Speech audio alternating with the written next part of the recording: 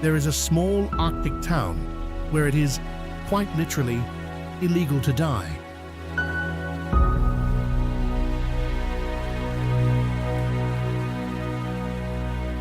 Not because of some ancient curse, because the ground itself won't allow it.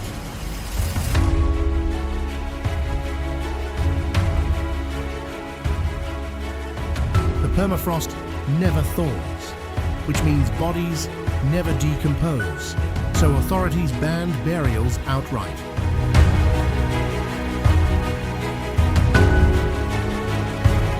If you're gravely ill in this town, you're airlifted out because the frozen earth refuses to take you back.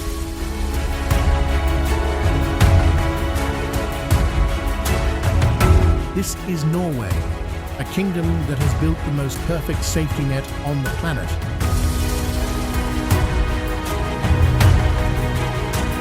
Free healthcare, free education, cradle-to-grave security for every single citizen. And yet somehow, death itself is the one thing its system can't process.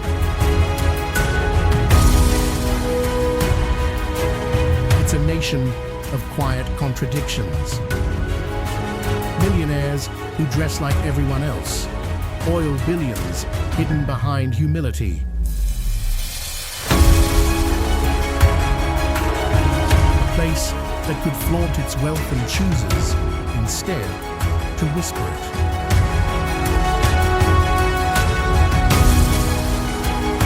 Today, we're going to pierce through the icy mist and find out why.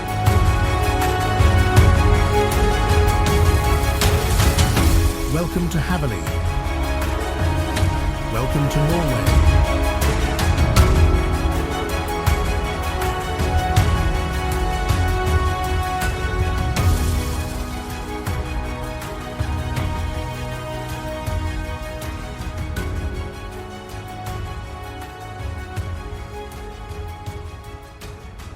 To understand Norway, forget the oil money for a second.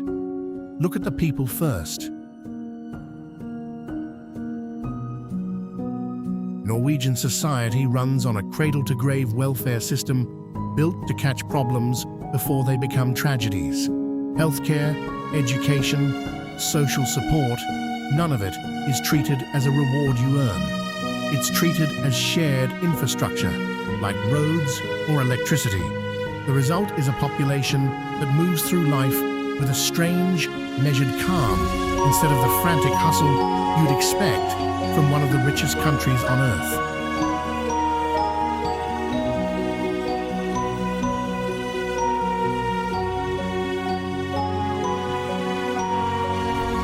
A lot of that comes down to something called the Law of Jante, an unwritten cultural code that basically says, don't think you're special, don't flaunt it. Equality over ego, always.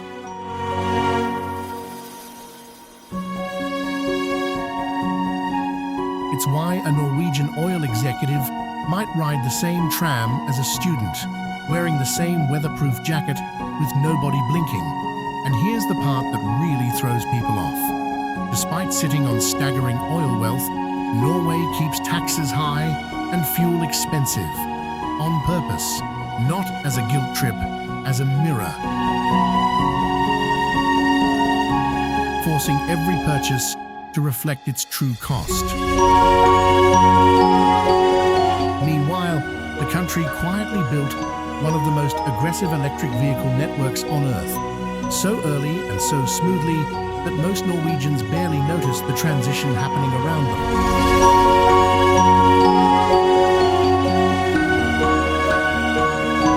Even Norway's sense of humor plays into this. Across the water at Edinburgh Zoo, there's a penguin named Sir Niels Olav, an honorary member of the Norwegian King's Guard, a title that has now been passed down through multiple penguin generations, full royal protocol included. It sounds absurd, but it's very on-brand. In Norway, power and ceremony can coexist with total silliness, and nobody feels the need to take themselves too seriously. Oslo doesn't try to impress you. That's exactly what makes it impressive.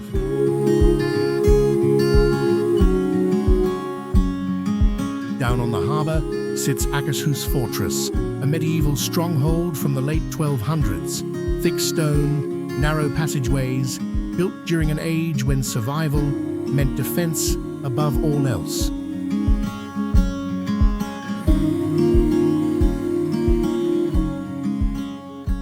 It doesn't dominate the skyline, it just watches, quietly, from the water's edge.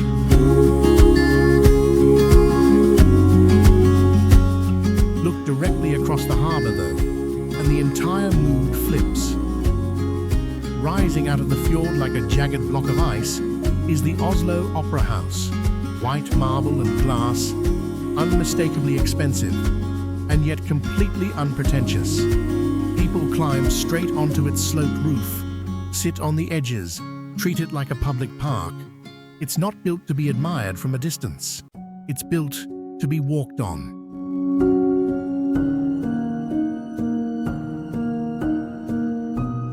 Geirangerfjord. As the cliffs pull apart and the air turns sharp with pine and melting ice, you arrive at Geirangerfjord, a UNESCO World Heritage Site, and by most accounts, the king of all fjords. This isn't scenery, it's a cathedral carved by ice. Vertical cliffs shoot straight up from black glassy water to snow-capped peaks, and the whole place is wrapped in a silence so total it seems to swallow the modern world whole. The water is so still, it doubles every mountain in reflection, blurring where the earth ends and the sky begins. Even sound behaves differently here. Swallowed by scale, stretched by distance. A handful of abandoned farms cling to impossible ledges, the only proof humans ever tried to live on this landscape's terms. The Seven Sisters. Along the steepest stretch of the fjord, 7 separate streams of meltwater drop nearly 270 meters straight down, the legendary Seven Sisters waterfall.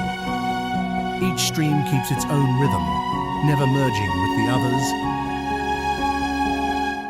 So instead of one thunderous crash, you get 7 silver threads falling in quiet parallel.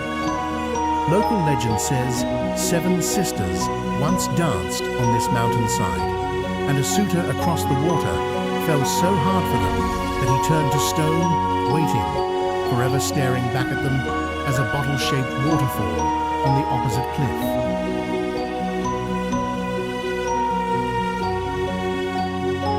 In spring, snowmelt turns the sisters into a roaring, rainbow-misted spectacle.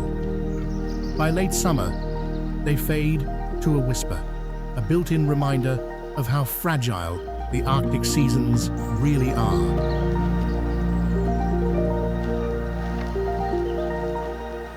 Preikestolen, Pulpit Rock. From here, the trail climbs toward Preikestolen, the Pulpit Rock, a massive flat plateau jutting nearly 600 meters straight up over Lysefjord, ending in a clean, square cliff edge that looks less like nature and more like something deliberately built.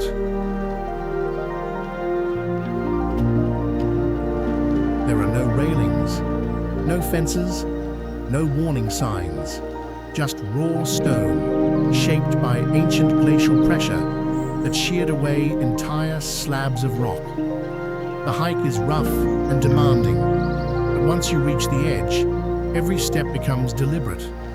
The sheer drop forces total awareness of your own balance and weight against a landscape that stood for millions of years.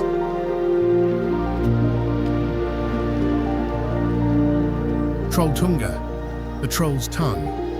Then there's Trolltunga, a roughly 10 to 12 hour round trip that feels less like a hike and more like a negotiation with the mountain itself.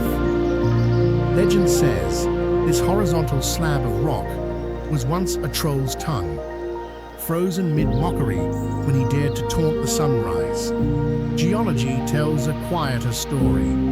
Glacial meltwater seeped into cracks, froze, expanded, and slowly pushed this slab outward until it hung suspended nearly 700 meters above Ringedal's Vatnet Lake. No safety nets, just wind, stone, and 10,000 years of pressure beneath your boots. It's become a symbol of a very Norwegian belief that the deepest rewards belong to whoever's willing to earn the hardest miles for them.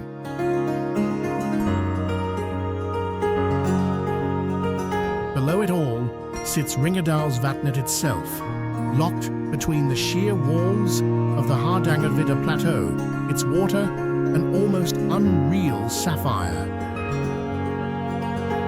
Glacial purity mixed with fine rock silt. On a still day, the lake becomes a perfect mirror, dissolving the line between sky and stone entirely. In Old Norse, the word ski simply meant a piece of wood. At Holmenkollen, perched on a hill overlooking Oslo, that piece of wood became a vehicle for human flight. This is the site of the world's oldest ski jump, a sleek, forward-leaning tower of steel and glass that looks more like modern sculpture than sports infrastructure. For Norwegians, skiing isn't a pastime, it's an inheritance, traced back roughly 4,000 years through ancient rock carvings and wooden artifacts preserved in a museum built directly into the jump's foundation. Minutes away, the city dissolves into Nordmarka, a vast wilderness of pine and spruce where moose, honored locally as king of the forest, move through the thickets with total unhurried majesty, and red deer drift through the morning mist like ghosts. It's the quintessential Norwegian contradiction, a futuristic ski jump, an untamed wilderness, sharing the same postcode.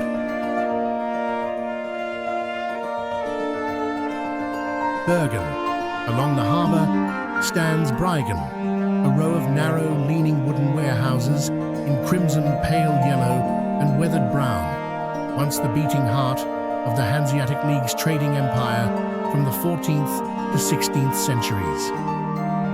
Dried cod was packed and shipped from these buildings in staggering quantities, tying Bergen's fate to markets far beyond its own coastline. Walk the narrow alleys today, and the air still carries the scent of salt and tar. The same tar that's protected these pine buildings from Norway's relentless rain for centuries.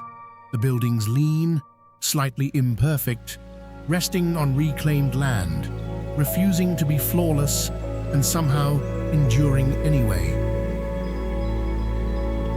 Trondheim, further north, sits Trondheim, the old Viking Age capital, once known as Nidaros, where kings and pilgrims once shaped the nation's spiritual center. At its heart stands Nidaros Cathedral, a Gothic Romanesque masterpiece, and the resting place of Saint Olaf, the patron saint credited with bringing Christianity to the fjords. Norwegian monarchs are still consecrated here.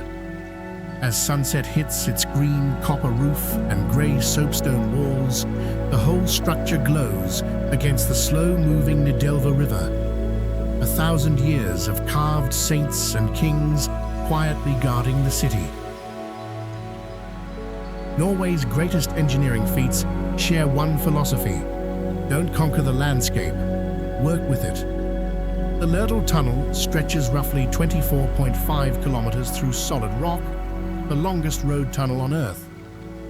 Rather than blasting straight through the mountain, it follows the terrain, avoiding steep grades entirely.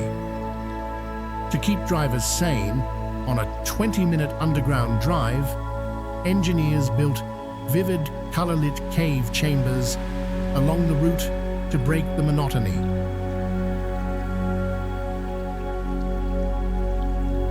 The Atlantic Road strings together a chain of small islands with bridges that sit low, almost level with the sea. Most dramatically, at the Storsundet Bridge, which curves and climbs so sharply it looks unfinished from certain angles. Built through the 1980s, construction crews battled a dozen separate hurricanes, watching their work get swallowed by waves more than once. The road was never designed to defeat the ocean. It was designed to flex with it. And then there's Trollstigen, the Troll's Path, a mountain road clinging to a near vertical cliff face via 11 hand-cut hairpin turns. Opened in 1936, it was carved almost entirely by manual labor and controlled blasting, with retaining walls hand-fitted from stone that have survived nearly a century of frost and rock slides.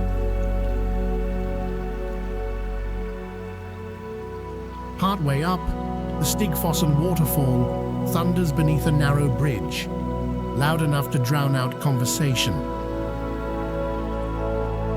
Every hairpin turn reveals a new, more staggering view of just how much was carved by hand. Hardanger is known as Norway's orchard, a region where vertical cliffs suddenly give way to wide, sun-drenched valleys with their own microclimate. Every spring, thousands of apple and cherry trees erupt into white and pink blossom directly beneath glaciers and snow-capped peaks. Fragility and permanence sharing the same view. It's not an accident. Glacial meltwater feeds mineral-rich soil into these gentler slopes, and generations of farmers have learned to plant exactly where elevation, temperature, and water briefly align. Nearby, Vøringsfossen announces itself with sound before sight. A deep roar rolling out of the canyon as meltwater from the plateau above funnels into a single channel and drops nearly 180 meters into darkness. A modern bridge spans the gorge, feeling almost weightless against the raw force below, while mist off the falls regularly throws rainbows into the air. Stavanger, Norway's modern wealth story is written most clearly in Stavanger, the country's oil capital and the engine behind its offshore economy. But it doesn't look the part. Near the harbour, Gamle Stavanger, Old Stavanger, holds over 170 white wooden houses from the 18th and 19th centuries, the largest such collection in Northern Europe, with red geraniums spilling from window boxes against pale, weathered wood. These houses predate the oil era entirely, and they've simply never been replaced. Arendal, the self-styled Pearl of the South, carries the same maritime elegance.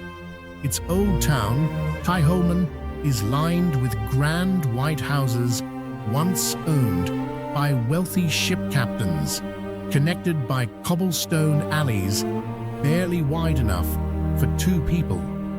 At its center sits Pollen, the inner harbor, packed with boats and waterfront cafes every summer, framed by the nearby islands of Hisøy and Tromsø, standing guard against the open sea. Geirangerfjord, stretching over 200 kilometers inland and plunging past 1,300 meters deep, Sognefjord is Norway's longest and deepest fjord, often called, like Geirangerfjord, King of the Fjords. Cliffs here rise past 1,700 meters on either side of water that shifts from emerald to deep blue, capped by snow and laced with waterfalls. Tucked at its edges are impossibly pretty villages like Balestrand and Flåm, where orchards bloom every spring against a backdrop of raw glacial power. Lofoten and Reine. The Lofoten Islands are where the Norwegian Sea collides with jagged Arctic peaks, and the village of Reine is often called the single most beautiful place in the entire country. Dark granite mountains, bright red warboo, traditional fishermen's cabins clinging to the shoreline, and the scent of drying cod still hanging in the air, exactly as it has for generations. In winter, low sun paints the peaks pink. The water underneath stays a clear, impossible turquoise, regardless of season. The fishing village of Henningsvær, spread across a handful of small islands connected by bridges, sits arguably the most famous football pitch on Earth. No stands, no floodlights, just a lush green turf, hewn directly from bare granite on the tip of a rocky island, waves crashing on three sides. It exists purely because of dugnad, the Norwegian instinct for collective effort, because even in a place where flat land is nearly non-existent, the community decided their kids deserved somewhere to play. Tromsø, roughly 350 kilometers north of the Arctic Circle, sits Tromsø, nicknamed the Paris of the North, a genuinely strange mix of a world-class university city and total Arctic wilderness.